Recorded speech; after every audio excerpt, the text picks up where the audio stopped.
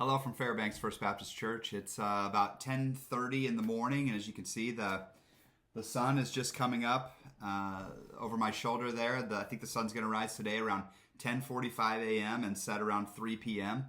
So we're actually getting a lot more daylight than we were just a few weeks ago. We're starting to get more daylight as the days go by, and so that's been great. Our family, I feel like, is adopting well to life in Fairbanks. Obviously, we moved here in September or in August, and I started at the church in September, and so we went right into winter.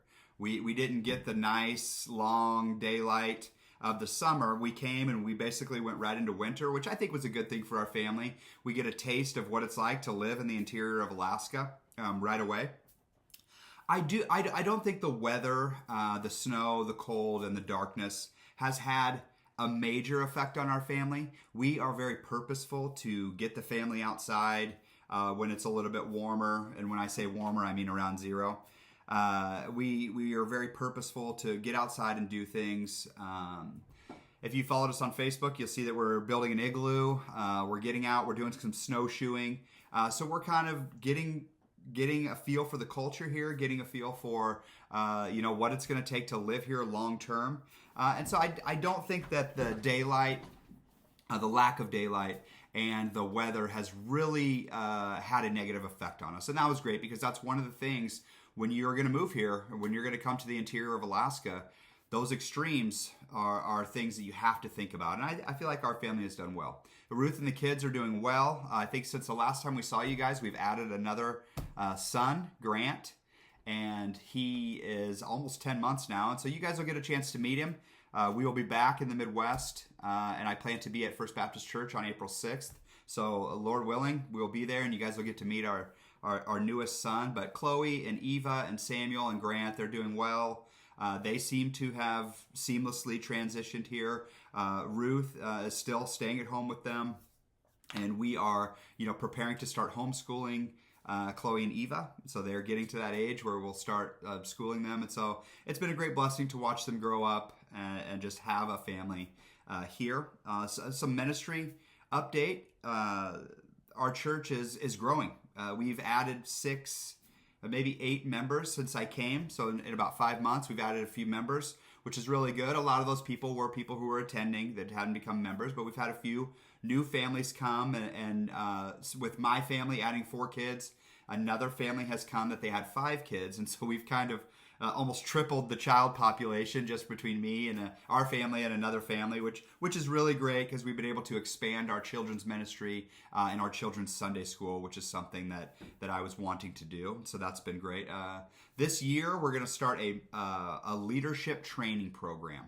So our church is kind of a deacon-led church, an older kind of SBC model church, and we are wanting to move to a elder-led church. And we are looking currently at our constitution and bylaws with me and a few of the other leaders in the church. And we're looking to make that change. And so I've been preaching through 1 Timothy, which is a great book to preach through when thinking about making that change. Everyone is very receptive to this point, and we are working on looking at what it's going to take to become an elder-led church. And in that, we're starting a leadership training program for future elders of our church. It's a year long. The first 2 men will start actually in just a couple of days. Next Wednesday, we'll start that. So please be praying for that. That's a year-long leadership training program for potential eldership in our church after we get through this year. Some other things in the life of our church. We've started supporting 2 missionaries. And so our church, Shannon Park Baptist Church, has traditionally not given outside of Fairbanks. They give to the rescue mission here and some other ministries here, but they haven't given to any international missionaries or anything really outside of Fairbanks in a long time.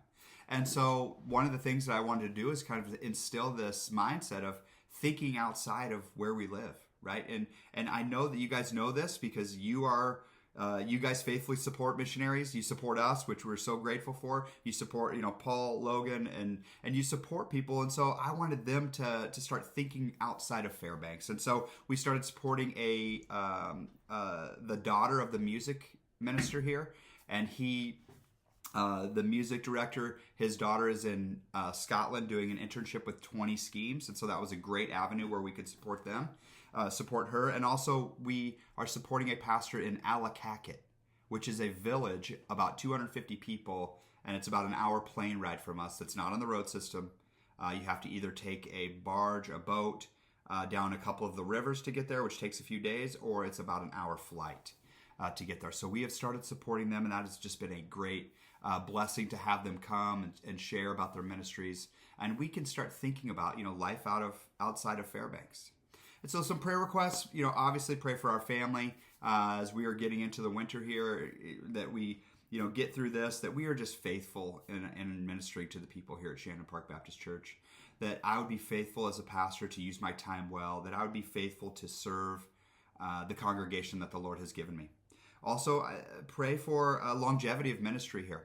Our goal is to retire here, to stay here.